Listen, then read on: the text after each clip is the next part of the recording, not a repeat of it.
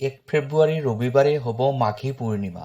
মাঘী পূৰ্ণিমা কেৱল এটা তিথি নহয়, এই পূৰ্ণিমা হৈছে প্ৰকৃতি, জোন আৰু মানুহৰ জীৱনৰ অদৃশ্য শক্তিৰ এক গভীৰ মিলন। এইদিনা আকাশত উদিত হোৱা পূৰ্ণ জোনে কেৱল পোহৰ নিদিয়ে, ই মানুহৰ মন, ভাগ্য আৰু কৰ্মফলৰ ওপৰত গভীৰ প্ৰভাৱ পেলায়। এইটো সেই বিশেষ সময় যেতিয়া ব্ৰহ্মাণ্ডৰ শক্তি মানুহৰ জীৱনৰ সৈতে অধিক সক্ৰিয়ভাৱে যুক্ত হয়। প্ৰিয় দৰ্শক, যদি আপোনাৰ চাকৰি, ব্যৱসায়, টকা পইচা, পঢ়া শুনা তথা বিবাহলৈ কিবা সমস্যা হৈ আছে, তেনেহ'লে ভিডিঅ'ৰ স্ক্ৰীণত দিয়া নম্বৰত আমাক যোগাযোগ কৰিব। আমি আপোনাৰ সমস্যাসমূহ সমাধান কৰিবলৈ চেষ্টা কৰিম। ভিডিঅ'টো শ্বেয়াৰ কৰি দিব আৰু কমেণ্টত লিখিব জয় মা লক্ষ্মী। এতিয়া হওক ভিডিঅ'ৰ পৰৱৰ্তী অংশলৈ যাওঁ। বহুত মানুহে দিন ৰাতি পৰিশ্ৰম কৰে, সততা আৰু নিষ্ঠাৰে কাম কৰে, তথাপিও ধন স্থায়ী নহয়। উপাৰ্জন হয় কিন্তু সঞ্চয় নহয়। ইয়াৰ মূল কাৰণ হৈছে ধনৰ আগমনৰ পথত অদৃশ্য বাধা সৃষ্টি হোৱা। মাঘী পূৰ্ণিমাক প্ৰাচীন কালৰ পৰা সমৃদ্ধি আৰু শুদ্ধতাৰ প্ৰতীক বুলি গণ্য কৰা হৈছে। লোকবিশ্বাস আৰু শাস্ত্ৰ মতে এইদিনা শ্ৰী লক্ষ্মী দেৱীৰ কৃপা বিশেষভাৱে প্ৰবাহিত হয়। এই পূৰ্ণিমা ৰাতিত জোনৰ পোহৰ মাটিত পৰাৰ লগে লগে নিগেটিভ এনাৰ্জি লাহে লাহে ক্ষয় হয়। যিবোৰ চিন্তা, ভয় আৰু সন্দেহে মানুহৰ জীৱনত ধনৰ আগমন ৰোধ কৰি ৰাখে, এই ৰাতিয়ে সিহঁতক গলাই পেলাব পাৰে। এইদিনা কৰা এটা সৰু কিন্তু শুদ্ধ উপায়ে ডাঙৰ পৰিৱৰ্তনৰ সূচনা কৰিব পাৰে। কাৰণ শক্তিৰ জগতত আকাৰ ডাঙৰ হোৱাটোৱে মুখ্য নহয়, শুদ্ধতা আৰু বিশ্বাসেই মুখ্য। অৱশ্যে এটা কথা মনত ৰাখিব লাগিব, এই শক্তি সকলোৰে বাবে একে নহয়। যিসকলৰ মন পৰিষ্কাৰ, যিসকলে লোভত নহয়, কৃতজ্ঞতা আৰু বিশ্বাসত জীৱন চলায়, এই পূৰ্ণিমাৰ শক্তি সিহঁতৰ ওচৰলৈ অধিকভাৱে আকৃষ্ট হয়। মাঘী পূৰ্ণিমা হৈছে নিজৰ জীৱনক প্ৰশ্ন কৰাৰ এক সুযোগ। মই এতিয়ালৈ যি পাইছোঁ, সেয়া কি মোৰ সম্পূৰ্ণ সম্ভাৱনা? এই প্ৰশ্নৰ উত্তৰ এই পূৰ্ণিমা ৰাতিয়ে আপোনাক নতুন দিশ দেখুৱাব পাৰে। যিকোনো শুভ কাৰ্যৰ আগতে বাহিৰৰ প্ৰস্তুতিতকৈও অন্তৰৰ প্ৰস্তুতি অধিক গুৰুত্বপূৰ্ণ। কাৰণ মানুহৰ মনেই হৈছে শক্তিৰ প্ৰৱেশদ্বাৰ। মাঘী পূৰ্ণিমাৰ শক্তি সেইসকল মানুহে সহজে গ্ৰহণ কৰে যিসকলৰ মন শান্ত, চিন্তা স্পষ্ট আৰু উদ্দেশ্য শুদ্ধ। অশান্ত মনত কোনো শক্তিয়ে স্থায়ী নহয়। এই উপায় আৰম্ভ কৰাৰ আগতে নিজকে এয়া প্ৰশ্ন কৰক, মই ধন কিয় বিচাৰোঁ? যদি উত্তৰটো হয় লোভ, অহংকাৰ বা প্ৰতিযোগিতাৰ পৰা জন্ম লোৱা, তেন্তে এই শক্তি স্থিৰ নহ'ব। কিন্তু যদি উত্তৰটো হয় নিশ্চিন্ত জীৱন, পৰিয়ালৰ সুৰক্ষা আৰু সৎভাৱে আগবঢ়াৰ ইচ্ছা, তেন্তে পথ আপুনি ইতিমধ্যে মুকলি কৰিলে। এইদিনা মনটো হালধীয়া পুৱাৰ দৰে পবিত্ৰ ৰাখিব লাগিব। পুৰণা দুখ, অপমান, হিংসা মনতে সাঁচি নাৰাখিব। কাৰণ এইবোৰেই হৈছে ধনৰ পথত সৃষ্টি হোৱা অদৃশ্য গাঁঠি। মাঘী পূৰ্ণিমাৰ দিনা অলপ সময় নিজৰ সৈতে কটাওক। শব্দ কম কৰিব, অপ্ৰয়োজনীয় কথা এৰি চলিব আৰু মনটো লাহে লাহে স্থিৰ হ'বলৈ দিয়ক। এই স্থিৰতাই হৈছে শক্তি গ্ৰহণৰ প্ৰধান অৱস্থা। এইদিনা কাৰোবাক নিন্দা নকৰিব, কাৰোবাৰ ওপৰত খং নকৰিব। আপুনি হয়তো নুবুজিব, কিন্তু এইবোৰ চিন্তাই শক্তিৰ প্ৰৱাহ তৎক্ষণাত বন্ধ কৰি দিয়ে। মানসিক শুদ্ধতাৰ লগে লগে কৃতজ্ঞতাৰ ভাৱ গঢ়ি তোলক। যি আছে তাৰ বাবে কৃতজ্ঞ হওক, কাৰণ যিয়ে ধন্যবাদ দিব জানে, শক্তিয়ে তাক অধিক দিব বিচাৰে। মাঘী পূৰ্ণিমা ৰাতি উপায় কৰাৰ আগতে মনতে এই বাক্য কওক, মই যি পাওঁ সেয়া শুদ্ধ আৰু মোৰ প্ৰাপ্য। এই বাক্যই অন্তৰৰ সন্দেহ আঁতৰাই বিশ্বাসক দৃঢ় কৰে। এটা গুৰুত্বপূৰ্ণ কথা মনত ৰাখিব, মনৰ সন্দেহে হৈছে উপায় ব্যৰ্থ হোৱাৰ সৰ্বাধিক কাৰণ। বিশ্বাস য'ত আৰম্ভ হয়, সন্দেহে তাতেই শেষ কৰে। এইবাৰ মাঘী পূৰ্ণিমাত মনটোক বোজা কৰি নাৰাখিব, মনটোক পাতল কৰক, বিশ্বাসক দৃঢ় কৰক আৰু শক্তিক নিজে ওচৰলৈ আহিবলৈ দিয়ক। যিকোনো আধ্যাত্মিক উপায় সফল হ'বলৈ তিনিটা বিষয় অতি প্ৰয়োজনীয়: সময়, সামগ্ৰী আৰু শুদ্ধতা। এই তিনিটাৰ সমন্বয়ে উপায়ক শক্তিশালী কৰি তোলে। মাঘী পূৰ্ণিমাৰ উপায় যিকোনো সময়ত নকৰিব। এই উপায় কৰিব লাগিব পূৰ্ণিমা ৰাতি, জোন আকাশত স্পষ্টভাৱে দৃশ্যমান হোৱাৰ পাছত, কাৰণ এই সময়তে জোনৰ শক্তি সৰ্বাধিক সক্ৰিয় হয়। সম্ভৱ হ'লে ৰাতি 9টা বজাৰ পৰা 11 বজাৰ ভিতৰত এই উপায় কৰা উত্তম। এই সময়খিনি শক্তি গ্ৰহণৰ বাবে প্ৰকৃতিয়ে নিজে নিৰ্বাচন কৰা বুলি বিশ্বাস কৰা হয়। এতিয়াও উপায়ত ব্যৱহাৰ কৰা সামগ্ৰীসমূহলৈ। এই সামগ্ৰীসমূহ দাম বা আকাৰত ডাঙৰ নহয়, কিন্তু শক্তিত গভীৰ। প্ৰথমতে প্ৰয়োজন এখন পৰিষ্কাৰ বগা কাগজ। বগা ৰং পবিত্ৰতা আৰু শুদ্ধতাৰ প্ৰতীক। এই কাগজখন আপোনাৰ ইচ্ছাৰ বাহক হ'ব। দ্বিতীয়তে প্ৰয়োজন 5টা সম্পূৰ্ণ ধান বা চাউল। ধান হৈছে সমৃদ্ধি, অন্ন আৰু স্থায়িত্বৰ চিহ্ন। এই 5টা ধানে 5টা দিশৰ শক্তিক প্ৰতিনিধিত্ব কৰে বুলি বিশ্বাস। তৃতীয়তে প্ৰয়োজন এটা মুদ্ৰা। ৰূপৰ মুদ্ৰা হ'লে উত্তম, নাথাকিলে সাধাৰণ এটা টকাও চলিব। এই মুদ্ৰাই ধনৰ শক্তিক আকৰ্ষণ কৰে। চতুৰ্থতে প্ৰয়োজন অলপ হালধি। হালধি পবিত্ৰতা আৰু শুভতাৰ প্ৰতীক। ই নিগেটিভ এনাৰ্জি দূৰ কৰে বুলি বিশ্বাস। পঞ্চমতে প্ৰয়োজন এগছি ঘিৰ চাকি। চাকিৰ পোহৰে অন্তৰৰ অন্ধকাৰ আঁতৰাই শক্তিৰ পথ মুকলি কৰে। এই সকলো সামগ্ৰী উপায় কৰাৰ আগতে পৰিষ্কাৰ ঠাইত ৰাখিব। মাটিত পেলাই নাৰাখিব। অৱহেলাৰে ব্যৱহাৰ নকৰিব, কাৰণ অৱহেলাই শক্তিৰ প্ৰবাহ দুৰ্বল কৰে। উপায় আৰম্ভ কৰাৰ আগতে নিজৰ হাত মুখ ধুই ঠাইখিনি পৰিষ্কাৰ কৰক। যি ঠাইত উপায় কৰিব সেই ঠাইত অশান্তি, কলহ বা শব্দ থাকিব নালাগে। এটা গুৰুত্বপূৰ্ণ কথা, এই উপায় কোনো পৰীক্ষা নহয়। পৰীক্ষা কৰি চাবলৈ উপায়টো নকৰিব। ই হৈছে বিশ্বাস আৰু নিষ্ঠাৰ এক প্ৰক্ৰিয়া।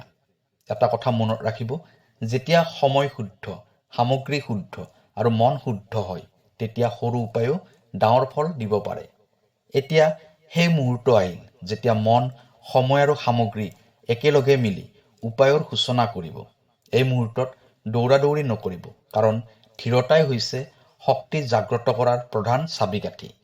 প্ৰথমে আপুনি বহা ঠাইখনত এগছি ঘিৰ চাকি জ্বলাই লওক। চাকিৰ পোহৰ জ্বলি উঠাৰ লগে লগে মনৰ ভিতৰত এই অনুভৱ আনক, অন্ধকাৰ আঁতৰি গৈছে আৰু শুভতাৰ আগমন ঘটিছে। এতিয়া বগা কাগজখন হাতত লওক। এই কাগজখন সাধাৰণ কাগজ নহয়, ই আপোনাৰ ইচ্ছা আৰু বিশ্বাসৰ বাহক। এই কাগজত লিখিব লাগিব অতি মনোযোগেৰে আৰু শুদ্ধ ভাৱনাৰে। কাগজৰ মাজভাগত স্পষ্ট আৰু পৰিষ্কাৰ আখৰত লিখক, শ্ৰীলক্ষ্মী মোৰ ঘৰত স্থায়ী হওক। এই বাক্যটো লিখোঁতে মনটো অস্থিৰ হ'ব নালাগে। প্ৰতিটো আখৰত বিশ্বাস ভৰাই লিখিব। লিখি শেষ কৰাৰ পাছত কাগজখনৰ ওপৰত অলপ হালধিৰে এটা সৰু ফুট দিয়ক। এই ফুটেই পবিত্ৰতাৰ চিনস্বৰূপে কাম কৰে বুলি বিশ্বাস। এতিয়া কাগজখনৰ ওপৰত 5টা ধান লাহে লাহে ৰাখক। প্ৰতিটো ধান ৰাখোঁতে মনতে কওক, সমৃদ্ধি আহক। এই শব্দ উচ্চাৰণ নকৰিলেও চলিব, কিন্তু মনৰ অনুভৱ শুদ্ধ হ'ব লাগিব। ধানৰ ওপৰত মুদ্ৰাটো ৰাখক।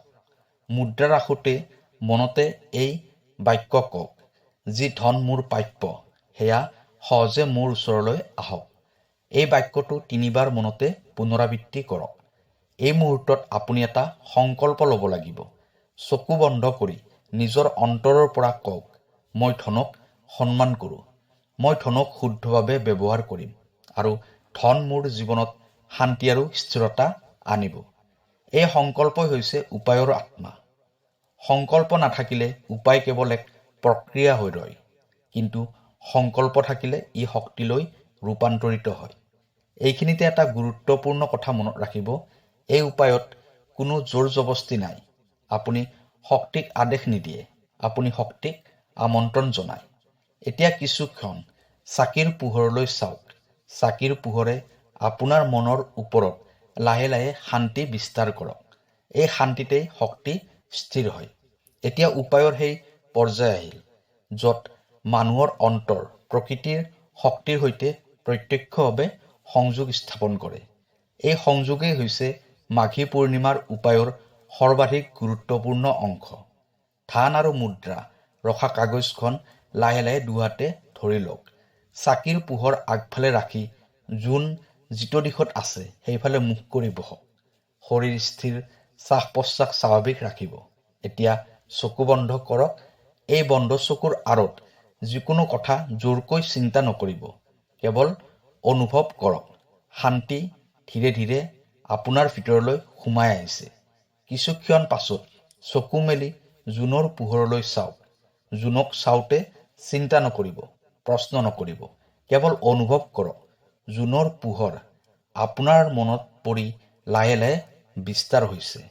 এই মুহূৰ্তত মনতে এই বাক্য কওক, মই জোনৰ পোহৰ গ্ৰহণ কৰিছোঁ। এই পোহৰে মোৰ জীৱন উজ্জ্বল কৰক। এই বাক্যটো 3 বাৰ মনতে পুনৰাবৃত্তি কৰক। এতিয়া পুনৰ চকু বন্ধ কৰক। কল্পনা কৰক জোনৰ পোহৰ ৰূপালী নদীৰ দৰে আপোনাৰ মূৰৰ পৰা দেহত প্ৰৱেশ কৰিছে। এই পোহৰে ভয়, অভাৱ আৰু সন্দেহ ধুই লৈ গৈছে। ধ্যানৰ সময়ত যদি কিবা চিন্তা আহে, সিহঁতক জোৰকৈ আঁতৰাব নালাগে। কেৱল এইবোৰক আহি যোৱাৰ দৰে যাবলৈ দিয়ক। শান্ত থাকিলেই যথেষ্ট। এই ধ্যান কমেও 1 মিনিট কৰিব লাগে। সম্ভৱ হ'লে 3 মিনিটলৈ কৰক। এই সময়ছোৱাত কোনো শব্দ নক'ব, কোনো অস্থিৰতা নকৰিব। ধ্যান শেষ হোৱাৰ পাছত লাহে লাহে চকু মেলক। জোনলৈ এবাৰ পুনৰ চাওক আৰু অন্তৰৰ পৰা কওক, যি শক্তি মই গ্ৰহণ কৰিলোঁ সেয়া মোৰ জীৱনত শুদ্ধ ফল লৈ আহক। এটা গুৰুত্বপূৰ্ণ কথা মনত ৰাখিব, এই ধ্যানত কোনো আশা জোৰকৈ ধৰা নাই। ই হৈছে নিজকে শক্তিৰ ওচৰত সমৰ্পণ কৰাৰ এক পদ্ধতি। যি মুহূৰ্তত আপুনি সমৰ্পণ কৰে সেই মুহূৰ্ততে শক্তিয়ে কাম আৰম্ভ কৰে বুলি বিশ্বাস। এই মাঘী পূৰ্ণিমাৰ ৰাতিত আপুনি যি শান্তি অনুভৱ কৰিব, সেই শান্তিয়ে হৈছে ধনৰ প্ৰবাহ আৰম্ভ হোৱাৰ প্ৰথম লক্ষণ। যিকোনো আধ্যাত্মিক উপায় কেৱল কৰাৰ লগে লগে শেষ নহয়। উপায়ৰ পাছত কৰা আচৰণেই তাৰ ফল কিমান গভীৰ আৰু স্থায়ী হ'ব সেইটো নিৰ্ধাৰণ কৰে। ধ্যান সম্পূৰ্ণ হোৱাৰ পাছত কাগজখন ধান আৰু মুদ্ৰাসহ লাহে লাহে তলত থওক। এই সময়ত হঠাৎ উঠা, দৌৰা-দৌৰি কৰা বা কথা কোৱা এৰাই চলিব। কাৰণ শক্তি এতিয়াও স্থিৰ হোৱাৰ পথত থাকে। এতিয়া কাগজখন সততে ভাঁজ কৰক। ভাঁজ কৰোঁতে মনটো শান্ত ৰাখিব। এই ভাঁজ হৈছে ইচ্ছাক সংৰক্ষণ কৰাৰ এক প্ৰতীক। ইয়াৰ ভিতৰত আপোনাৰ সংকল্প আবদ্ধ হৈ থাকে বুলি বিশ্বাস। ভাঁজ কৰা কাগজখন মানিবেগ বা য'ত আপুনি ধন জমা ৰাখে সেই ঠাইত ৰাখিব। এই ঠাইখন অপৰিষ্কাৰ হ'ব নালাগে। ধনৰ সৈতে থাকিলে শক্তি ধনৰ প্ৰবাহত স্থায়ী হয় বুলি বিশ্বাস। মুদ্ৰাটো আগন্তুক 7 দিন খৰচ নকৰিব। কাকো দিব নালাগে। ব্যয়ত ব্যৱহাৰ নকৰিব। এই 7 দিন মুদ্ৰাটো ধনৰ শক্তিৰ বাহক হৈ থাকে। ধানবোৰো অৱহেলাৰে নেপেলাব। 7 দিনৰ পাছত ধানবোৰ গছৰ গুৰিত বা পৰিষ্কাৰ মাটিত থব। এই কাৰ্যই সমৃদ্ধিৰ শক্তিক প্ৰকৃতিৰ ওচৰত পুনৰ সমৰ্পণ কৰে। এই 7 দিনত আপোনাৰ আচৰণত সচেতনতা ৰাখিব লাগিব। অপ্ৰয়োজনীয় খৰচ, বাচনিক বিতৰ্ক, অভিযোগ আৰু নিন্দা যিমান পাৰে এৰাই চলিব। কাৰণ এইবোৰে নতুন শক্তিক দুৰ্বল কৰে। এই সময়ছোৱাত যদি হঠাৎ সৰু উপাৰ্জনৰ সুযোগ আহে তাক অৱহেলা নকৰিব। এই সৰু সুযোগসমূহে ডাঙৰ পৰিৱৰ্তনৰ সূচনা কৰে। শক্তিয়ে প্ৰায়ে পৰীক্ষা হিচাপে সৰু পথ মুকলি কৰে। এটা গুৰুত্বপূৰ্ণ কথা, এই উপায় কৰাৰ পাছত দিনে দিনে ফল বিচাৰি অস্থিৰ নহ'ব। ধনৰ শক্তিয়ে নিজৰ সময়ত কাম কৰে। অস্থিৰতাই শক্তিৰ গতি ব্যাহত কৰে। যিকোনো আধ্যাত্মিক উপায় কৰাৰ লগে লগে তৎক্ষণাৎ ধন আহিব বুলি আশা কৰা শুদ্ধ নহয়। শক্তিয়ে প্ৰথমতে চিন্তা, পৰিৱেশ আৰু সুযোগ এই 3টা ক্ষেত্ৰতেই লাহে লাহে পৰিৱৰ্তন আনে। উপায় সফল হোৱাৰ প্ৰথম লক্ষণ ধনত নহয়, মনত দেখা দিয়ে। উপায়ৰ পিছত আপুনি নিজেই অনুভৱ কৰিব, অকাৰণ ভয় কমিছে, অস্থিৰতা হ্ৰাস পাইছে, এটা অদ্ভুত শান্তি মনটোত স্থায়ী হ'বলৈ ধৰিছে। এই শান্তিয়ে হৈছে ধনৰ গতি সলনি হোৱাৰ প্ৰথম সংকেত। কাৰণ য'ত অস্থিৰতা থাকে তাত ধন স্থায়ী নহয়। শান্ত মনেই হৈছে ধনৰ প্ৰকৃত বাসস্থান। কিছুদিনৰ ভিতৰত আপোনাৰ চাৰিওফালে সৰু সৰু সুযোগ দেখা দিব পাৰে। এই সুযোগবোৰ ডাঙৰ বুলি প্ৰথমে নালাগিব পাৰে, কিন্তু এইবোৰেই ভাগ্য পৰিৱৰ্তনৰ আৰম্ভণি। সেইবাবে কোনো সৰু সুযোগকে অৱহেলা নকৰিব। কেতিয়াবা হঠাৎ বন্ধ হৈ থকা টকাৰ কথা পুনৰ মনলৈ আহিব পাৰে, বা কিবা ৰৈ থকা কাম আকৌ চলিবলৈ আৰম্ভ কৰিব পাৰে। এইবোৰ কাকতলীয় নহয়, ই হৈছে শক্তিৰ গতি সজোৱা। আন এটা গুৰুত্বপূৰ্ণ লক্ষণ হৈছে আপোনাৰ ধনৰ প্ৰতি দৃষ্টিভংগী সলনি হ'ব। অপচয় কৰিবলৈ মন নাযাব। অপ্ৰয়োজনীয় খৰচত নিজে নিজে ৰোধ আহে। এই আত্মনিয়ন্ত্ৰণেই হৈছে সমৃদ্ধিৰ মূল আধাৰ। এই সময়ছোৱাত আপুনি লক্ষ্য কৰিব পাৰে নতুন চিন্তা জন্ম লৈছে, নতুন পথৰ কথা মনলৈ আহিছে। এই নতুন চিন্তাবোৰক পাতলভাৱে নল'ব। বহু সময়ত শক্তিয়ে ধন নহয়, ধনৰ পথত আগতে দেখুৱায়। কিছু লোকৰ ক্ষেত্ৰত এই পৰিৱৰ্তন তৎক্ষণাত হয়, কিছুমানৰ ক্ষেত্ৰত লাহে লাহে হয়।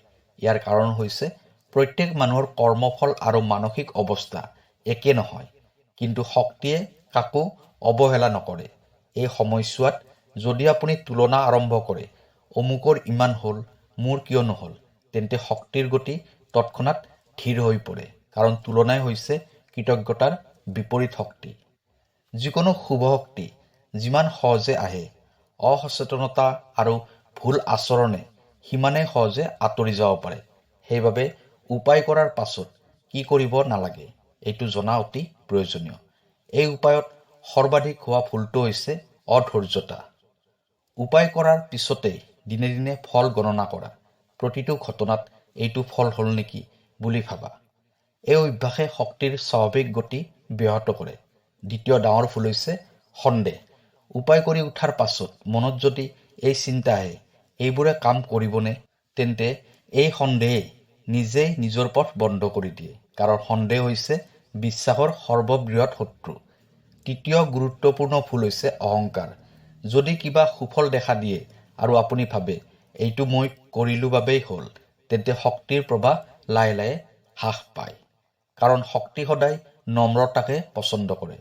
কিছুমান মানুহে উপায় কৰাৰ পাছত এই কথা সকলোকে ক'বলৈ আৰম্ভ কৰে। এইটো এটা ডাঙৰ ভুল, কাৰণ সকলোৰে দৃষ্টিভংগী একে নহয়। কাৰোবাৰ সন্দেহ, কাৰোবাৰ নিগেটিভ মন্তব্যই শক্তিৰ ওপৰত প্ৰভাৱ পেলাব পাৰে বুলি বিশ্বাস। উপায় কৰাৰ পাছত অপ্ৰয়োজনীয় খৰচ বঢ়োৱা, দায়িত্বহীন ব্যৱহাৰ কৰা বা ধনক অৱহেলা কৰাও শক্তি নষ্ট হোৱাৰ এক কাৰণ।